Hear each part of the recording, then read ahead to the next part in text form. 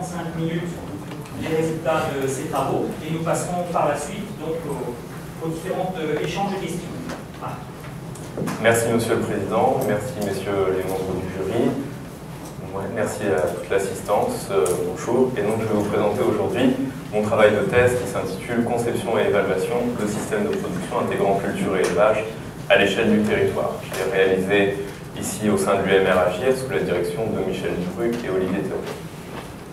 Pour ce faire, je présenterai quelques points de contexte, les enjeux de ma question de recherche et la problématique, les éléments de méthodologie que j'ai construits et mis en œuvre par la suite dans les études de cas de conception participative en Aveyron, que je détaillerai, puis je remettrai en perspective ces résultats avec quelques points de discussion et d'ouverture pour la suite.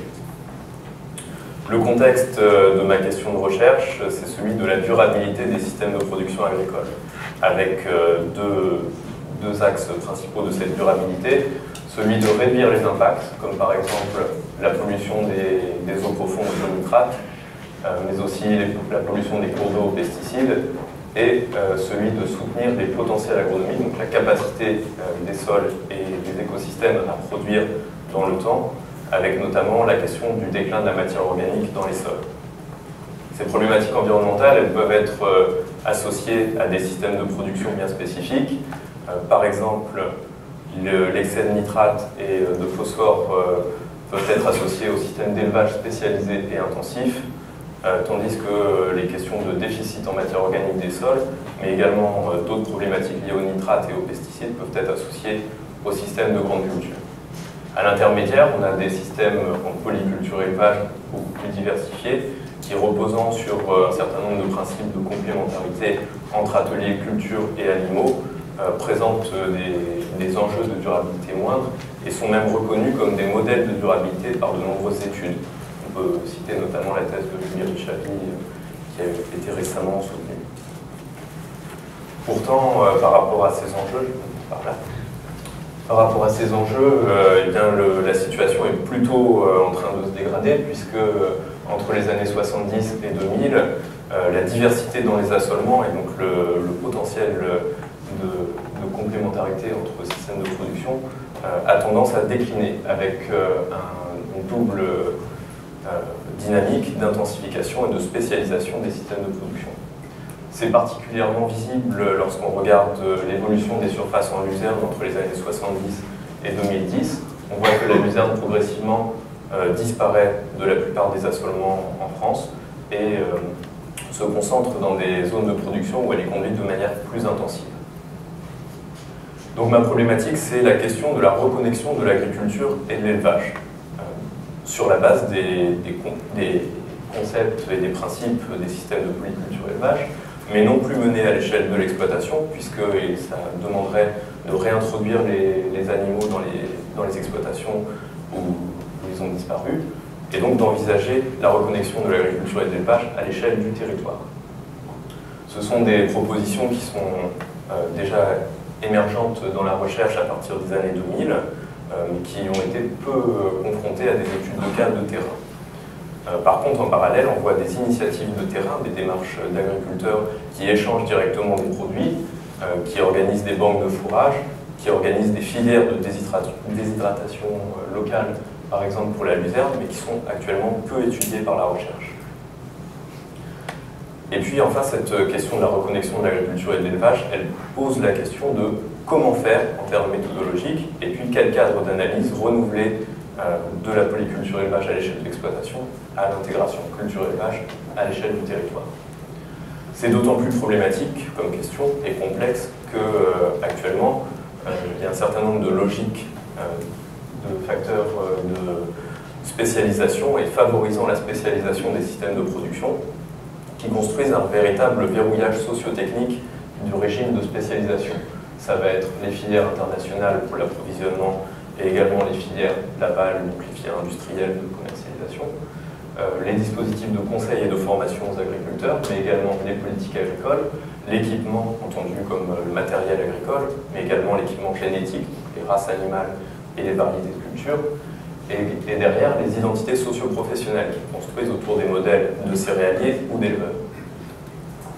Donc mon objectif, c'est, à travers ce travail de thèse, c'est d'inscrire l'intégration culture-élevage dans une écologisation forte des pratiques, avec la question phare de faire le lien et d'identifier les liens entre les pratiques agricoles et les services écosystémiques, donc qui supportent une durabilité forte et qui renouvellent les approches de production agricole en gérant non plus des systèmes de production, mais des agro-écosystèmes. Pour cela, il faut en quelque sorte réinventer les systèmes de production avec notamment la question de concevoir l'intégration culture-élevage à l'échelle du territoire. Pour cela, je vais emprunter aux démarches de conception innovante à travers des dispositifs participatifs. Je construirai des scénarios qui articulent des options techniques et des options organisationnelles, donc quoi et comment intégrer mieux culture et élevage à l'échelle du territoire, dans une démarche qui est une construction chemin faisant, puisque l'objet de l'intégration culture et élevage est actuellement mal défini, mal compris, donc il y a une question de l'identification de cet objet en soi. Le positionnement de ma thèse dans le champ scientifique de l'agronomie actuelle, puisque je vais m'intéresser à la conception et l'évaluation de scénarios, je vais manipuler des systèmes techniques, donc des pratiques agricoles, à différentes échelles, celle de la parcelle, des systèmes de culture et des systèmes d'élevage, et de l'exploitation. Et puis en m'intéressant aux formes d'organisation entre les acteurs, je vais vraiment travailler à l'échelle du territoire et des dynamiques des pratiques et de l'organisation. Au niveau de l'évaluation, je vais étudier et analyser l'impact des systèmes de production construits sur les ressources naturelles et donc m'inscrire dans le fond de recherche en agronomie des territoires, en instruisant les relations entre pratiques, ressources et paysages dans un contexte socio-économique situé et localisé. Ma question de recherche, elle se formule de la manière suivante: comment outiller les acteurs pour appréhender, concevoir et évaluer les systèmes de production intégrant culture et élevage au niveau du territoire. Le premier objectif que je vais essayer de présenter aujourd'hui, c'est la conceptualisation de l'intégration culture et élevage au niveau du territoire. Je développerai à travers le cadre conceptuel que j'ai construit. Ensuite, je présenterai les outils construits pour la conception participative de systèmes intégrant culture et élevage au niveau du territoire. Et puis, comment j'ai testé ces outils dans des situations de conception, donc dans des études de cas menées sur le terrain de l'Aveyron. Donc, je rentre tout de suite dans la méthodologie de conception, avec en premier lieu le cadre conceptuel qui a servi de support d'analyse et de conception des systèmes culture-élevage au niveau du territoire. Ce cadre conceptuel, il est construit sur 3 volets. Le premier volet, c'est celui que j'ai appelé métabolique, qui s'intéresse aux échanges de produits, donc les flux de matière et d'énergie entre les systèmes de culture et d'élevage, avec une référence au cadre théorique de l'écologie industrielle. Le deuxième volet, c'est celui que j'ai appelé volet écosystémique, qui s'intéresse aux bénéfices agronomiques et environnementaux liés à l'intégration culture-élevage au niveau du territoire, et qui va manipuler les processus écologiques et les services attendus et enjeux dans l'intégration culture-élevage au niveau du territoire. Ensuite, ces systèmes ils vont être soumis à la coordination des acteurs du territoire, donc pour renforcer les liens entre systèmes de production, que j'étudie à travers le volet socio-économique. Les questions de gouvernance, pour lesquelles je m'inspire des théories en économie de la proximité et en sociologie de la vie. La représentation de la dimension biophysique de l'intégration culture-élevage au niveau du territoire, je l'ai représentée à travers un modèle conceptuel en 3 sphères, culture, animaux et prairies, qui permet de représenter les degrés d'interaction entre les espaces et les usages au niveau du territoire, à la fois dans les systèmes actuels, donc pour faire du diagnostic de l'état des interactions et du degré d'interaction, et dans la conception pour renforcer ces interactions et pour derrière aller chercher des bénéfices et des avantages liés au métabolisme et aux services écosystémiques. Sur le volet métabolique, donc je considère le système culture-animaux-prairies comme un système à part entière, dans lequel il va falloir intensifier les flux internes en vue de réduire les flux entrants, donc issus des prélèvements sur les ressources naturelles, et les flux sortants, c'est-à-dire les flux sortants indésirables, donc les pollutions en direction des écosystèmes. Sur le volet écosystémique, l'objectif est de renforcer les degrés d'interaction, l'intensité des interactions entre culture, animaux et prairies, par exemple en intégrant des prairies dans les rotations de culture. Il y a d'autres leviers qui relèvent de cette intégration, en vue de fortement renforcer les services de type intrant, donc les services des écosystèmes à l'agriculture. En premier lieu, la fertilité des sols et la régulation biologique des bioagresseurs à l'échelle locale et à l'échelle du paysage. Pour renforcer ces interactions, je l'ai déjà évoqué, il y a la question de renforcer les coordinations entre les acteurs, puisque ce système écologique, il est géré par un système d'acteurs, donc l'intégration culture-élevage s'inscrit réellement dans un système socio-écologique au niveau du territoire. Les acteurs, ça va être en premier lieu les céréaliers et les éleveurs, qui vont apprendre à travers des échanges directs, mais également des échanges de connaissances, donc des dynamiques d'apprentissage. C'est également les acteurs des filières qui vont pouvoir participer à travers la logistique et la commercialisation, et les acteurs des politiques publiques, donc en premier lieu les gestionnaires des ressources naturelles. Renforcer les coordinations entre ces acteurs, c'est ce qui est proposé pour renforcer la résilience des services écosystémiques par des courants de recherche, comme le courant de recherche sur la résilience, notamment les études de Biggs et al. Qui montrent que pour renforcer la résilience des services, il faut renforcer les dynamiques d'apprentissage, élargir la participation et inscrire la gestion des espaces agricoles et naturels dans des cadres de gouvernance distribués et polycentriques. Donc ce cadre conceptuel à travers les trois volets nous permet de définir des formes d'intégration culture-élevage plus ou moins fortement intégrées, c'est-à-dire qu'ils vont être plus ou moins intégrés dans une dimension temporelle, de coordination temporelle, et également de coordination spatiale, avec associé à ces coordinations un niveau de service potentiel dans les systèmes croissant avec les niveaux de coordination. C'est ce que je propose à travers cette typologie des formes d'intégration culture-élevage au niveau du territoire. Lorsqu'on est sur une coordination faible dans le temps et l'espace, on est dans un système que j'ai qualifié de coexistence, donc c'est des systèmes spécialisés en élevage ou en culture qui interagissent à travers un marché sans coordination directe.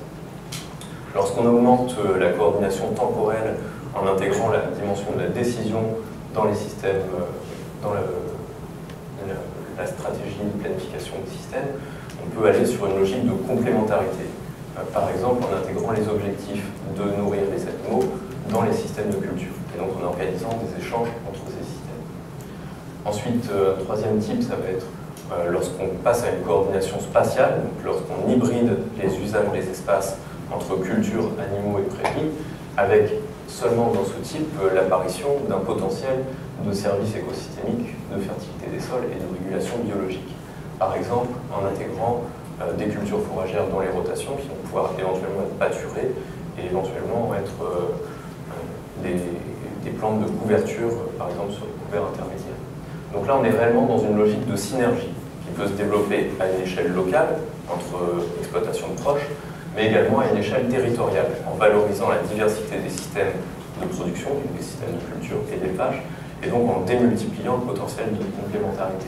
C'est également à cette échelle territoriale qu'on va pouvoir organiser la mosaïque paysagère en vue de favoriser les services liés à cette échelle de paysage.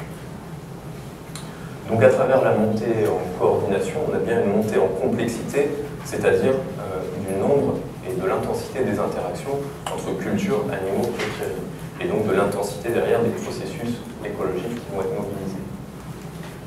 En conclusion de ce cadre conceptuel, donc, la représentation en trois volets, métabolique, écosystémique et socio-économique, permet d'inscrire l'intégration culture-élevage au niveau du territoire dans une vision comme un système socio-écologique.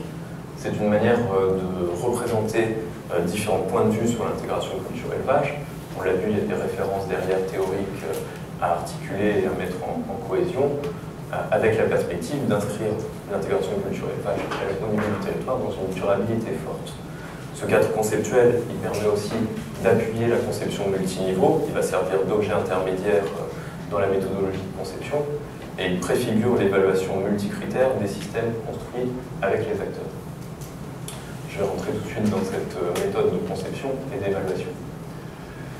La méthodologie que j'ai construite est inspirée de démarches de conception à l'échelle territoire pour prendre en compte des problématiques de durabilité. Ça va être par exemple la méthode Reflexive Interactive Design de Boss et al., mais également les démarches de modélisation d'accompagnement. Dans ces démarches, il y a une forte composante itérative entre des étapes en laboratoire et des étapes de terrain, participation avec les acteurs. Ces étapes, elles sont de 6 schématiquement: l'identification du contexte, la problématisation, donc, qui est vraiment le moment où on va co-construire la question de recherche et l'hybrider avec les questions des acteurs et les enjeux du territoire, le diagnostic des systèmes actuels, la conception des scénarios en soi, l'évaluation de ces scénarios, et puis la mise en discussion des résultats de conception avec les acteurs. La démarche que j'ai construite vise à assurer 3 propriétés: la légitimité par l'implication des acteurs dans les différentes phases participatives, la crédibilité des résultats en allant valider avec les acteurs de terrain les données qu'on utilise et les types d'évaluation et de simulation qu'on réalise, et enfin la pertinence des scénarios construits, pour que ces scénarios soient utiles et utilisables par les acteurs, qui va passer par l'intégration des préférences des acteurs et la co-construction dans la phase de conception.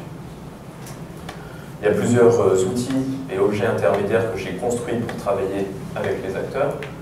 Le modèle 3 sphères, qui est utilisé comme objet intermédiaire au moment de la définition des enjeux et de la conception des options d'intégration, et puis la grille multicritère que je vais présenter par la suite.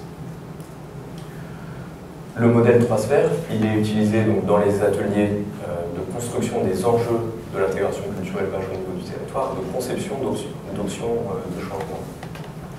Ce dispositif de conception, il est structuré à travers les échelles de la parcelle, de l'exploitation et du territoire. Et puis le modèle 3 sphères est donc utilisé comme objet intermédiaire pour définir les degrés d'intégration voulus et souhaitables par rapport aux enjeux énoncés par les acteurs.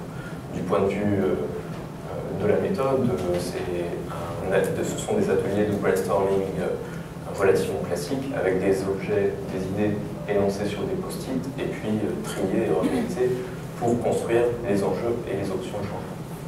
Ces options de changement, elles sont articulées en scénarios de changement en leur attribuant un périmètre spatial d'application et des conditions organisationnelles.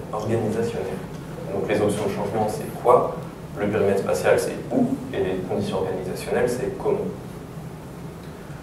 Les options techniques, donc elles sont construites à l'échelle de la parcelle. Ça va être par exemple des itinéraires techniques pour une nouvelle culture qui va entrer dans la rotation. Donc on va aussi définir la place de la nouvelle culture dans la rotation, dans son intégration dans un système de culture, avec les effets précédents et suivants. À l'échelle de l'exploitation, on va définir le périmètre du nouveau système de culture à travers un nouvel assolement. Et puis à l'échelle du territoire, on va définir les exploitations qui sont concernées par le changement, donc pour évaluer par la suite l'impact sur le territoire. J'y reviendrai dans les études de cas. La grille multicritère, elle est construite en grands domaines de l'intégration culture-élevage, qui découle directement du cadre conceptuel, donc volet métabolique, volet écosystémique et volet socio-économique. Chaque domaine est structuré en critères synthétiques, eux-mêmes comprenant un certain nombre de critères de base. Chaque critère de base est renseigné par des indicateurs quantitatifs basés sur des données d'enquête ou des bases de données, ou des critères qualitatifs, donc basés sur l'expertise des acteurs mobilisés. De ces valeurs quantitatives et qualitatives des indicateurs, j'agrège les critères de base en critères synthétiques en passant par une notation des valeurs des indicateurs. Cette agrégation permet de construire une grille multicritère permettant de comparer en relatif le scénario d'intégration culture-élevage à la situation actuelle. Un exemple pour mieux illustrer cette démarche, lorsqu'on développe, on intègre du poids à une rotation tournesol-blé, on va construire la nouvelle rotation. Et puis par exemple sur le domaine métabolique, le critère autonomie va être notamment renseigné par l'autonomie en azote de ce nouveau système de culture. Donc on va définir la moyenne d'azote apportée chaque année, moyennée au niveau de la rotation, pour le système actuel et pour le système prévu, le système conçu. La variation entre le système conçu et le système actuel va permettre de définir une note, donc de -2 à +2, selon que l'impact sur le critère considéré est fortement négatif, modestement négatif, neutre, modestement positif ou fortement positif, comme là, quand on a +2. Et donc ces notes sont moyennées au niveau des critères synthétiques pour permettre une évaluation synthétique, une représentation synthétique de l'évaluation du scénario. Cette grille multicritère, elle reprend, comme je l'ai dit, les principaux points du volet du cadre conceptuel: métabolisme, fertilité des sols, régulation biologique, des performances socio-économiques, donc la viabilité, la gestion du travail, des dynamiques d'apprentissage, et également elle intègre des enjeux relatifs aux enjeux locaux et à l'intégration dans les politiques publiques locales. Donc cette grille d'évaluation, c'est une évaluation ex ante des bénéfices et des impacts attendus du scénario par rapport à la situation actuelle. C'est en miroir une manière de faire du diagnostic sur les systèmes actuels, c'est pour identifier et définir ce qu'on veut changer dans les systèmes actuels, et c'est surtout un support de discussion. Maintenant, je rentre dans la partie études de cas, donc la conception de scénarios dans des études de cas situées. Il faut savoir qu'en amont de ces études de cas, la méthode a été testée dans les études de cas du projet Cal Together en Europe, mais ces études de cas sont moins poussées et moins abouties que celles que je vais présenter ici, qui sont donc deux études de cas spécifiques, une que j'ai appelée filière territorialisée, qui s'intéresse à des zones de production spécialisées, donc à des territoires assez grands, sur lesquels on procède par une approche des grands types de systèmes de production, avec la capacité de spatialiser les systèmes de culture considérés sur ce territoire en utilisant des bases de données géoréférencées, selon la méthode définie par Clément Murg lors de sa thèse. Et dans cette étude de cas, je vais travailler avec des partenaires des coopératives sur le territoire considéré. L'autre étude de cas, c'est celle que j'ai appelée Collectif Bio, qui s'intéresse à un réseau d'échanges directs entre exploitations, donc entre céréaliers et éleveurs. Sur ces études de cas, j'ai collecté des données individuelles d'exploitation, réalisé des scénarios de changement individualisés, et j'ai travaillé au sein, en partenariat avec une association d'agriculteurs biologiques. Donc ces deux études de cas sont relativement contrastées en termes d'échelle de travail et de finesse d'appréhension des systèmes, très modélisées dans la filière territorialisée et très proches de la réalité dans le collectif. Je vais donc présenter rapidement les différentes étapes de la démarche de conception et évaluation pour ces deux dispositifs. Donc le contexte, c'est celui du bassin versant de l'Aveyron, qui est représenté globalement par 4 grandes zones de l'amont à l'aval. Je m'intéresserai ici qu'à la plaine céréalière et à la zone du Ségala. C'est sur ces deux zones que prend place l'étude de cas filière territorialisée, avec à l'amont le Ségala aveyronnais, qui est marqué par un élevage diversifié avec des prairies temporaires, des prairies permanentes et des cultures fourragères, avec comme partenaire le groupe Unicor. Et à l'aval, dans la plaine de Montauban-Poussade, on est sur des systèmes globalement schématiquement de terrasses à maïs irriguées et des coteaux à céréales avec prédominance des rotations tournesol-blé. Et le partenaire ici, la coopérative Calissa. Dans l'étude de cas collectif Bio, j'ai travaillé avec l'association Bio 82 dans un réseau constitué de 24 exploitations allant de systèmes spécialisés en céréales à des élevages diversifiés et des élevages complètement herbagés, donc avec une diversité de systèmes d'élevage. Les problématiques principales et les enjeux définis au sein de ces études de cas, dans la filière territorialisée, au niveau des systèmes de culture de l'aval, les enjeux principaux de durabilité sont la fertilité des sols, avec un fort déclin de la matière organique, et la gestion de l'eau en termes de quantité, de disponibilité de l'eau d'irrigation, et de qualité, de contamination aux pesticides et aux nitrates. Dans les systèmes d'élevage de l'amont, l'enjeu de durabilité principal a été défini comme étant la vulnérabilité par rapport à l'approvisionnement en protéines. Donc c'est des systèmes qui sont très dépendants des marchés d'approvisionnement en protéines. Dans le dispositif l'étude de cas collectif bio, l'autonomie est affichée comme un objectif. Elle n'est pas forcément possible à l'échelle des exploitations et donc le dispositif vise à réfléchir à une autonomie partagée et construite à l'échelle du collectif d'agriculteurs. Un autre enjeu, c'est la construction d'échanges techniques, de coopération et collaboration autour des pratiques et de mise en connexion des pratiques de chacun. Au niveau des diagnostics des systèmes actuels, dans l'étude de cas filière territorialisée, les élevages du Ségala importent structurellement chaque année des quantités très importantes de concentrés, avec une prédominance des concentrés protéiques, de l'ordre de 110 000 tonnes par an. Plus modérément, ils apportent également de la paille et des fourrages. Sur les systèmes de culture, j'ai bénéficié de la modélisation des systèmes de culture réalisés par Clément Mur dans sa thèse, en focalisant sur deux types de systèmes, les maïs en monoculture et les rotations tournesol-blé conduites en sec en prairie. Dans l'étude de cas collectif bio, j'ai réalisé des enquêtes en exploitation avec pour but de définir les besoins des systèmes d'élevage, herbivores et granivores, et puis les offres en culture de la part des céréaliers, ainsi que leurs besoins en fertilisation organique, puisque étant en agriculture bio, ils n'ont pas recours à la fertilisation minérale. Ensuite, quelques éléments de conception, de construction des scénarios et leur évaluation. Dans la filière territorialisée, les options de changement techniques qui ont été construites avec les acteurs sont principalement l'introduction de luzerne dans les rotations des systèmes de culture de la balle, avec deux types d'introduction de la luzerne, dans les systèmes maïs et dans les systèmes tournesol.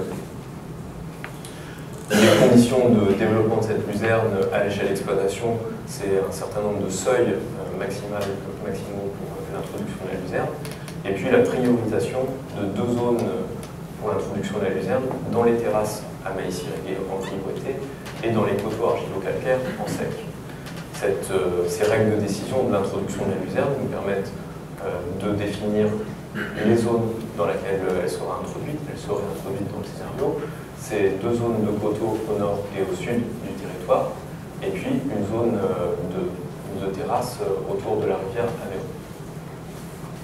Ça représenterait 3000 hectares de luzerne introduite dans le scénario, avec un potentiel de réduction des engrais azotés très important, également un impact sur l'IFT, l'indice de fréquence de traitement dans les systèmes de culture développés, et surtout, ce qui est très intéressant pour le territoire, une réduction de l'irrigation allant jusqu'à 1,6 million de mètres cubes par an, soit environ 30%, un tiers du déficit hydrique actuel connu par cette zone. En termes de couverture des besoins des élevages de l'amont, on serait sur une couverture de 15% des besoins en protéines, donc des importations en protéines chaque année, donc une couverture relativement modeste, mais il faut voir que la zone enquêtée est beaucoup plus petite que la zone du Ségala, qui serait approvisionnée par cette luzerne. En termes de conditionnement, de conditions organisationnelles du développement de ce scénario, l'introduction de la luzerne dans les systèmes de culture, elle pourrait avoir lieu dans les exploitations ayant une culture du fourrage, donc ayant abandonné récemment ou ayant encore des ateliers d'élevage. Cela représenterait seulement 15% du territoire, donc ça a été abandonné. Également la possibilité de s'organiser en petits groupes de travail entre agriculteurs, mais qui représenterait une charge de travail trop importante. Et finalement, l'option retenue, c'est la gestion par la coopérative de la récolte et de la transformation de la luzerne. Cette transformation de la luzerne, elle pourrait se faire en foin, en luzerne brun long ou déshydratée et mise sous forme de granulés. Le problème du foin, c'est la gestion de la qualité après la récolte, toujours d'après les acteurs de terrain. Par contre, le conditionnement brun long ou granulé permettrait de répondre aux enjeux et aux besoins des systèmes d'élevage intensif. Donc c'est ces options qui ont été choisies pour la suite. De manière très synthétique, le scénario construit, il permet d'améliorer des impacts globalement positifs sur l'ensemble des critères d'évaluation construits, avec seulement un point d'attention quand même sur les performances socio-économiques qui sont plus contrastées, notamment au niveau de la rentabilité des systèmes de culture avec luzerne. Dans le dispositif collectif bio, les options techniques qui ont été construites, c'est l'introduction de luzerne à nouveau, mais également de métail, donc d'associations céréales légumineuses en montation, et la fertilisation organique issue des effluents d'élevage. Au niveau des systèmes de culture, il n'y a pas de règle générale, ce seraient des systèmes de culture construits individuellement sur la base des systèmes actuels des agriculteurs. Au niveau des décisions d'assolement, la règle fondamentale, c'est de ne pas toucher aux surfaces de culture prioritaires, donc à forte valeur ajoutée, que sont les légumes secs et par exemple le soja à destination humaine. Et au niveau du territoire, la question serait comment structurer les échanges au niveau du groupe. Donc qui échangerait avec qui et sous quelle forme. Trois options ont été imaginées pour ces formes d'organisation. Une option dite multirelationnelle qui consisterait à un système de petites annonces où chacun dit ce qu'il a de disponible et ce qu'il veut acheter. Une option dite polycentrale qui consisterait à organiser des petits groupes travaillant ensemble localement. Et une option dite centrale qui consisterait schématiquement à recréer une filière centralisée avec des infrastructures d'échange importantes. Pour des raisons de facilité de mise en œuvre, mais aussi de garantir la pérennité et la stabilité des échanges dans le temps, eh bien c'est l'option polycentrale qui a été retenue pour le scénario, puisqu'elle permet également de structurer des groupes et donc de développer des relations de confiance et de collaboration entre les agriculteurs et de représenter des investissements supportables pour les groupes d'agriculteurs. À nouveau, de manière synthétique, le scénario propose et présente des performances relativement meilleures que les systèmes actuels pour la plupart des critères, à part la gestion du travail qui est soumise à une interrogation sur l'impact réel du scénario sur cette question du travail.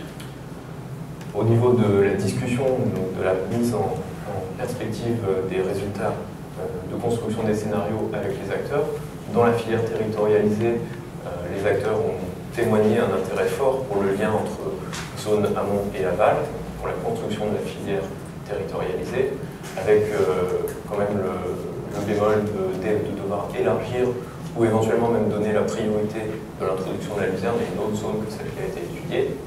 Et finalement, la résultante de ce scénario, c'est que les acteurs ont lancé une étude de faisabilité sur les coûts de déshydratation, donc une analyse coût-bénéfice de la déshydratation de la luzerne produite localement.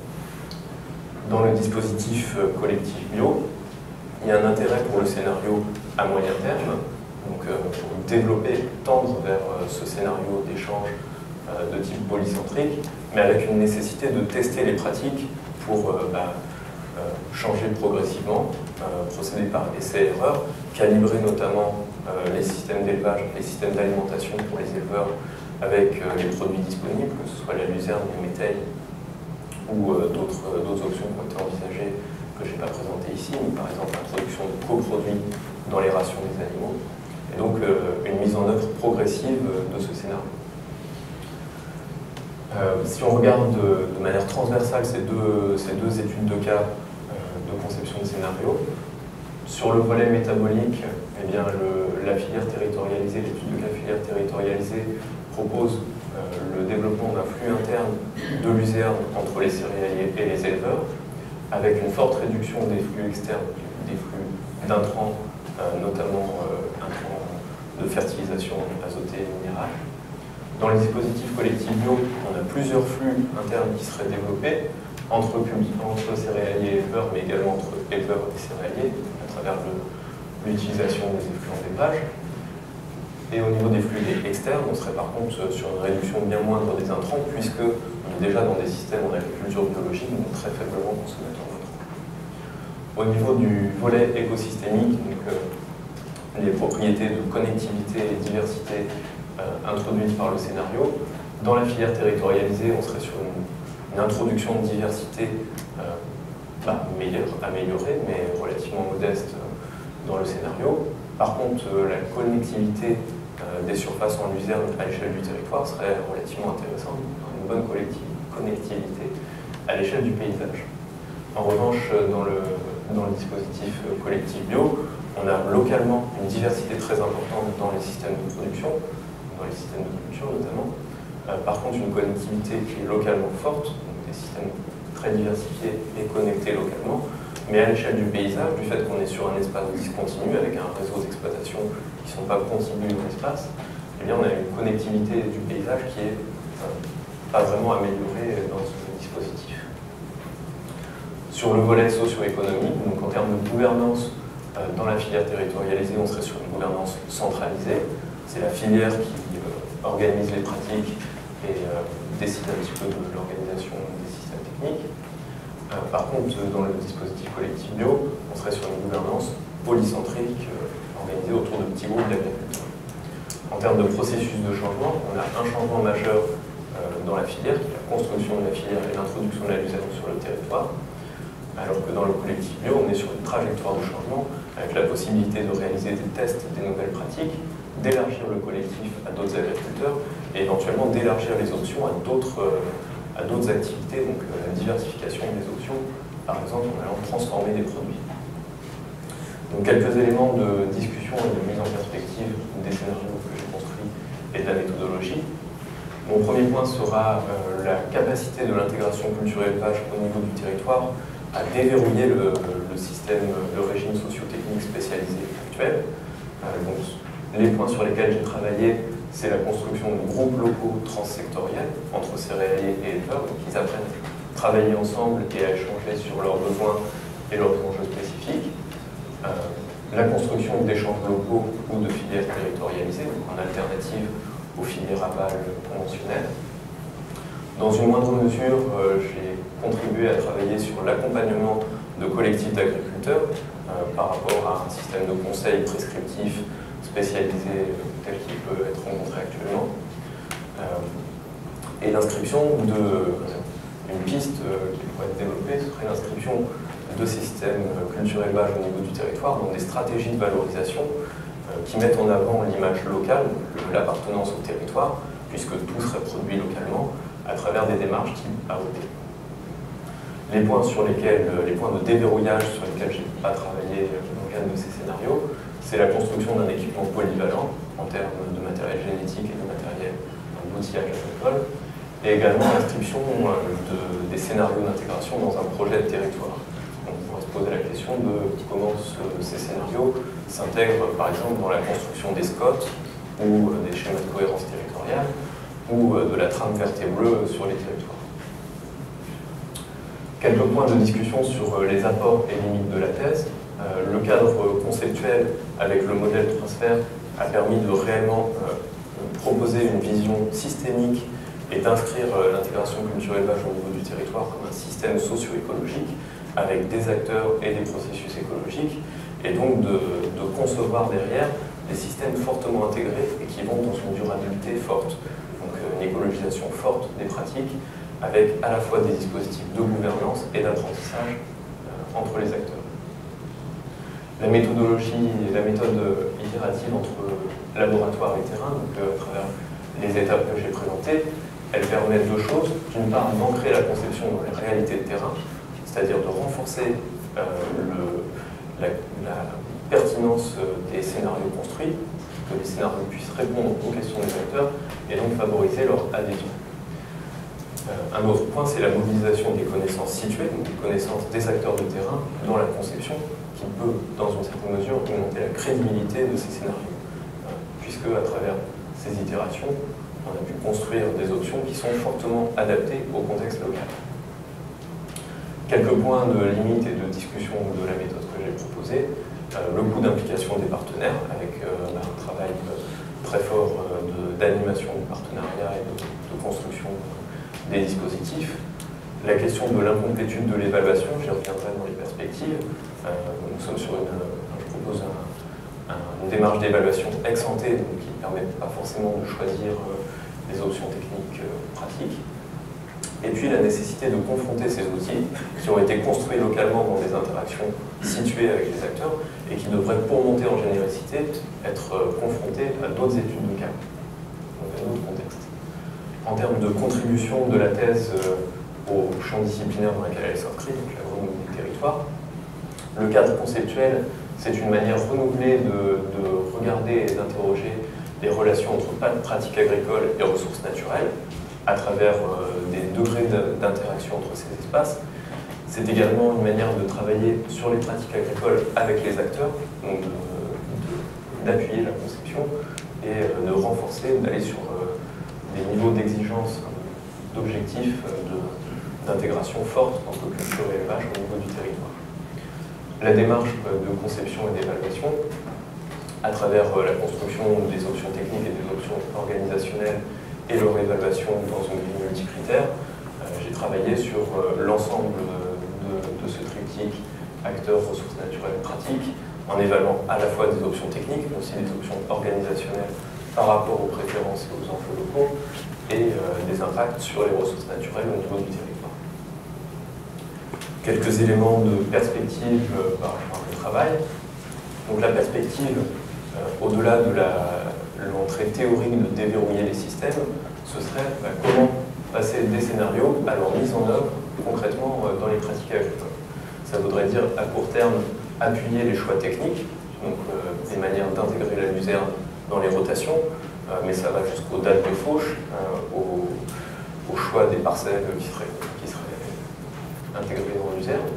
Donc pour cela, les nouvelles questions de recherche associées, c'est en priorité de quantifier les services, donc d'aller sur une évaluation plus quantitative et mieux outiller des services attendus et associés à l'intégration sur élevage, et également d'organiser les échanges, de contribuer à l'organisation